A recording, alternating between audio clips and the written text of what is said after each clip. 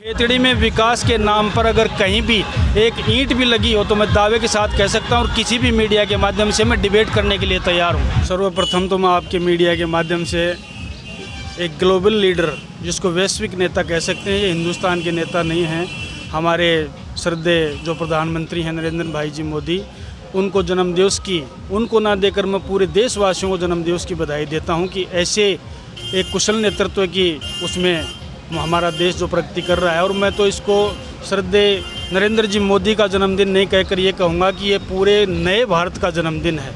इसलिए हमारे भारतवासियों को एक बार पुनः बधाई देना चाहता हूँ और युवा मोर्चे को बधाई देना चाहता हूँ कि आपने खेतड़ी की इस तरह से जो ये रैली आरंभ की है, जो हमारे अनुमानों से भी कहीं अधिक बड़ी रैली है। सब लोग युवा भाई हैं, उनको पुनः एक बार धन्यवाद देना चाहता हूँ। जो जैसा हमारे अध्यक्ष जी ने बताया कि यहाँ पर जो भी यहाँ पर कार्यकर्ता आया है, ये किसी भी प्रेशर से नहीं आया, सब लोग अपनी इच्छा से अमृत महोत्सव मनाने के लिए आए हैं। और झुंझुनू के अंदर जो कार्यक्रम होगा शहीद सम्मान का, जैसा हमारे अध्यक्ष जी ने बताया कि 75 हम वीरांगनाओं का सम्मान करेंगे और इसी तरीके से 75वें महोत्सव पर हर चीज़ का यहाँ पर 75 के हिसाब जैसे हम कोई कार्यक्रम करते हैं तो 75 दीपक जला के इस अमृत महोत्सव का हम सम्मान करते हैं।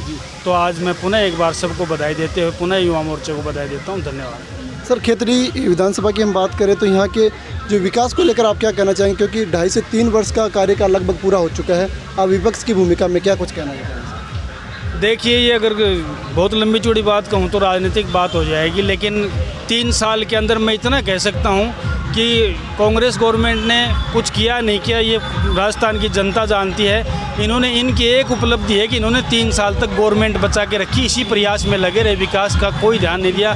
खेतड़ी में विकास के नाम पर अगर कहीं भी एक ईंट भी लगी हो तो मैं दावे के साथ कह सकता हूँ और किसी भी मीडिया के माध्यम से मैं डिबेट करने के लिए तैयार हूँ। ऐसे रूटीन के कार्य जो सरकार के होते हैं वो होते रहेंगे, लेकिन सरकार की कोई उपलब्धि नहीं है यहाँ पर जो गिनाने के लिए हो। वैसे भाषणों में अगर कुछ भी कह दिया जाए, बड़े बड़े दावे किए जाएं, वादे किए जाएं, उनसे वो राजनीतिक प्रोपेगेंडा है, उसको मैं मानता नहीं हूँ। लेकिन विकास की दृष्टि से इन्होंने सिर्फ एक काम किया है कि 3 साल तक सरकार बचा के रखी है, वरना उस सरकार को बचाने की जुगत में लगे हुए हैं, काम विकास की तरफ कोई ध्यान नहीं है। इनकी आपसी लड़ाई जग जाहिर है, सब जानते हैं, सबको पता है। बस उसी सिस्टम को लेकर ये लोग चल रहे हैं विकास के नाम पे। खेतड़ी कम से कम मैं दावे के साथ कह सकता हूँ कि शून्य है। सर, पिछले काफ़ी दिनों से आप क्षेत्र में पूरी तरीके से सक्रिय हैं, कितना क्या जनता का जन समर्थन आपको मिल रहा है? देखिए, ये चीज़ें तो जब पेटी से कुछ निकलता है जब पता लगता है। लोगों का स्नेह है, प्यार है, मैं लोगों के बीच में रहता हूँ, जिसको 24 आवर्स का लीडर कहते हैं, नेता कहते हैं, एक जनसेवक कहते हैं। मैं तो अपने आप को नेता भी नहीं कह सकता। जितना मुझसे बन पड़ता है, जो मुझसे बन पड़ता है, लोगों के सुख दुख में जाता हूँ। जो भी यहाँ के लोकल काम होते हैं अधिकारियों कर्मचारियों के, जितना मुझसे होता है मैं 24 घंटे उनके बीच में रह के और उनके काम करवाने का प्रयास करता हूँ। यही मेरा विपक्ष की भूमिका के रूप में जो मेरा कर्तव्य है, जो मेरा फ़र्ज़ है, वो मैं पूरा करता हूँ, पूरी ईमानदारी के साथ पूरा करता हूँ। सर, खेतड़ी की जनता को क्या संदेश देना चाहते हैं हमारे चैनल के माध्यम से?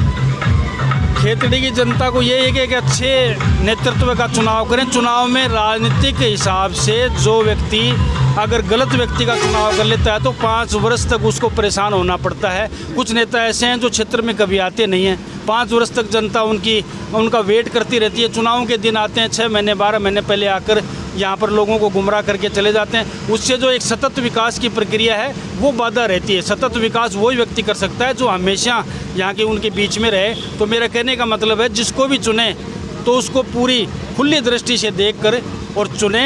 यूँ ही जातिवाद पे, क्षेत्रवाद पे, किसी भी वाद पे आके वोट दोगे तो 5 साल तक पछताओगे। मैं यही क्षेत्र की जनता को संदेश देना चाहता हूँ और सबको ही संदेश देना चाहता हूँ, अच्छे व्यक्ति का चुनाव करें जो आपके बीच में संघर्षरत हो और 24 घंटे आपके काम करें। ऐसे व्यक्ति का चुनाव करें। मेरा तो निवेदन यही है। धन्यवाद सर।